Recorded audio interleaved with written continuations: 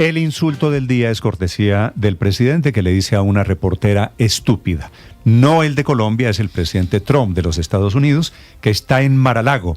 Una perla para su colección de insultos, para que ustedes vean cómo se parecen en la descalificación permanente a los medios de comunicación. César Moreno. Hola, Néstor, muy buenos días. Vuelve y juega. En casi estos 11 meses que lleva el presidente estadounidense Donald Trump en el poder, ha calificado a los medios que no le hacen eco a sus ideas como medios que hacen solamente fake news, noticias falsas. Estamos hablando de CNN, de ABC News, del New York Times, de Bloomberg, por ejemplo. Y cuando hay periodistas de esos medios en ruedas de prensa, pues Trump no se mide, como decimos coloquialmente, se pasa 3 pueblos y lanza duros calificativos. Anoche, desde Mar-a-Lago, cuando se dirigía a la nación para informar sobre la muerte de Sarah Beckstrom, una de las 2 miembros de la Guardia Nacional que fueron baleados el miércoles cerca de la Casa Blanca, pues también se refirió a la nacionalidad del asesino.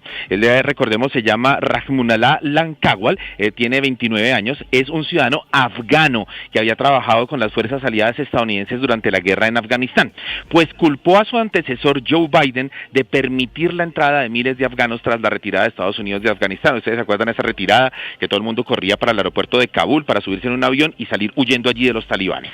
Pues tras su intervención permitió preguntas de la prensa, y una reportera cuya identidad no ha sido revelada públicamente, pues le preguntó al presidente sobre el motivo por el que culpa a las políticas migratorias de la anterior administración, la de Biden, por el ataque del miércoles. Y esto respondió Trump. Escuchemos.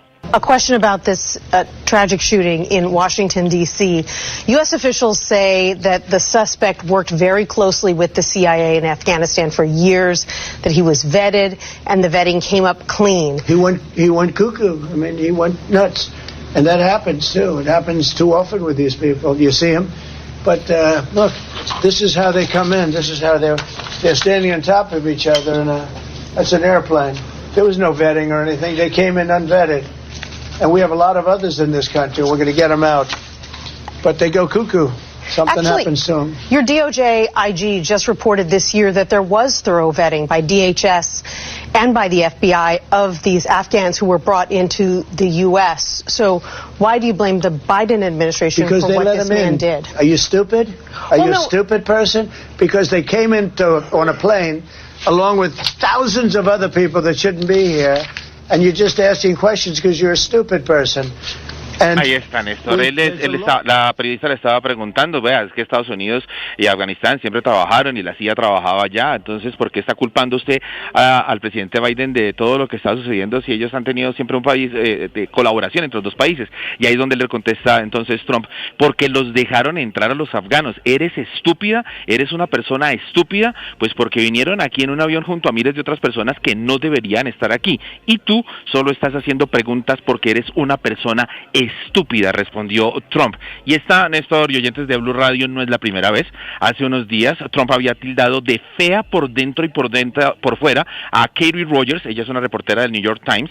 Antes se dirigió a Catherine Lucy de Bloomberg con un despectivo, quieta, cerdita, y le dice 2 veces cerdita en el Air Force One con relación, ese es el avión presidencial, con relación a las preguntas sobre los archivos del pederasta Jeffrey Epstein. Pero, Néstor, hoy en Estados Unidos, con todo esto de contexto, se está hablando del Fondo de Inmigración. Trump ya envió como al filo de la medianoche 2 largos mensajes en su red social Truth. Le estaba diciendo a los estadounidenses que tuvieran un feliz día de Acción de Gracias, que fue ayer, y prometió detener permanentemente la migración de todos los países del tercer mundo y expulsar a cualquiera que no sea un activo útil para los Estados Unidos. Pero en ese momento, ni siquiera ahí en el mensaje, no estoy inmediatamente claro a qué países del tercer mundo se refería, ni qué significa ser un país del tercer mundo, Néstor. En Suecia, Enrique 929, hay noticias que tienen que ver, siguiendo el ejemplo de Francia, de la lucha en contra de las plataformas de venta en línea que están comercializando muñecas sexuales con rasgos infantiles. Efectivamente, ha sido el gobierno francés, lo hemos contado varias veces aquí en Mañanas Blue, el gobierno francés quien ha tomado medidas contra Temu, contra Shein y contra AliExpress, y es esta mañana el gobierno sueco quien ha instado a esas plataformas de comercio electrónico a que detengan la venta de muñecas sexuales que tienen apariencia infantil y les ha avisado tal y como hizo el gobierno francés, de introducir medidas legales si no actúan.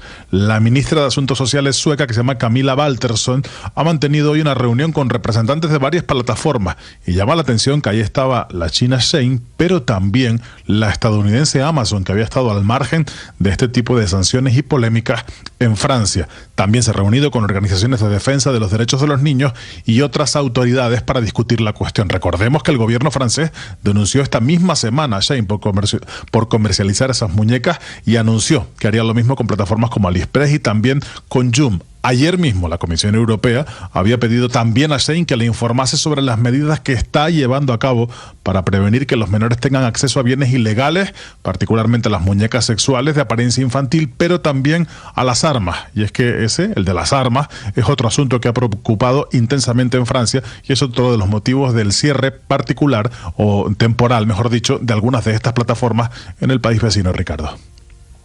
9:31, noticias en Caracas, Santiago Martínez. Sí, Ricardo, mire, bueno, sigue todo el tema del enfrentamiento entre Estados Unidos y Venezuela. Está por un lado el ministro de Defensa, Vladimir Perino López, que dice estar dispuesto a morir, dice él, en un audio que vamos a colocar allí sobre el ministro de Defensa.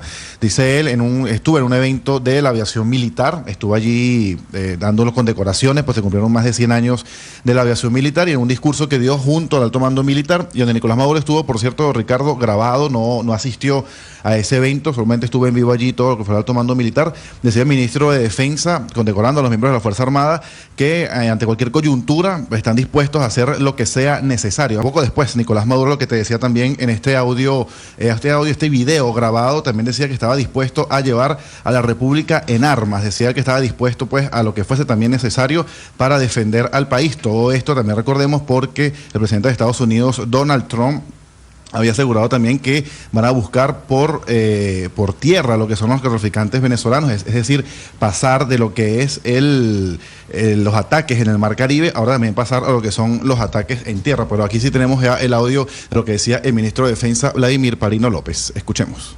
No cometan el error de agredir a Venezuela. No cometan el error de venir por el pueblo de Venezuela. Porque el pueblo de Venezuela está listo, siempre junto a su Fuerza Armada, para dar la respuesta que haya que dar, en el momento que haya que dar, en defensa de nuestra sagrada soberanía.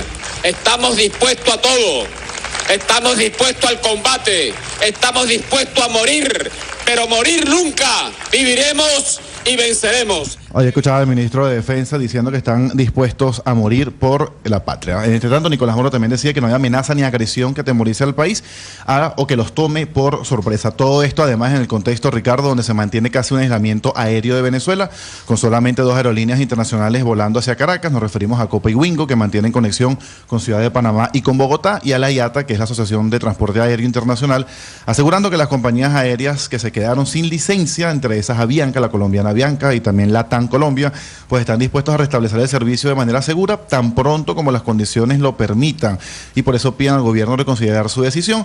Esa petición no ha sido respondida aún, pero sí adelanta el gobierno, y es quizás lo más reciente sobre el tema aéreo, adelanta el gobierno de Maduro, que ahora planea o analiza aumentar su frecuencia aérea con Rusia, un país a donde solamente la estatal Conviasa vuela una vez por semana. Ricardo.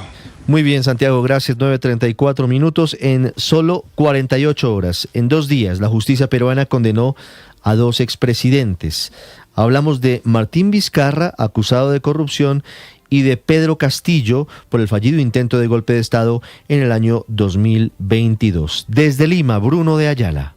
Otro expresidente de Perú a la cárcel. La Corte Suprema condenó este jueves al expresidente Pedro Castillo a 11 años, 5 meses y 15 días de cárcel por el delito de conspiración para una rebelión, a raíz del fallido intento de golpe de Estado que protagonizó el 7 de diciembre del 2022. Así lo dio a conocer la jueza Norma Carvajal. El tribunal, teniendo en cuenta que los acusados no registran antecedentes penales, ubica la pena en el tercio inferior, de modo que la pena solicitada por la Fiscalía se encuentra en el marco legal. En consecuencia, se tomará en cuenta dicho pedido de pena como máximo legal, es decir, 11 años, 5 meses y 15 días. La sala absolvió a Castillo de los delitos de abuso de autoridad y grave perturbación del orden público, pero le impuso una inhabilitación para ejercer cargos públicos por 2 años. Ante esta decisión, su hermana Irma Castillo se manifestó. Mira, nos sentimos indignados, sinceramente indignados, porque la justicia no se debe politizar, se debe impartir justicia, pero sabemos que vamos a encontrar justicia en los entes internacionales. Y es que esa misma pena de 11 años de prisión también recayó sobre la ex primera ministra Betsy Chávez, que se encuentra asilada en la residencia de la Embajada de México en Lima. El tribunal ordenó una nueva búsqueda y captura contra la exfuncionaria. Pedro Castillo deberá permanecer en Barbadillo, conocida como la cárcel para expresidentes de Perú, hasta abril del 2034. Recordemos que en esa cárcel están recluidos Alejandro Toledo, Ollantumala, Martín Vizcarra, y estuvo preso por más de 15 años Alberto Fujimori. Desde Lima, Bruno de Ayala para Blue Radio.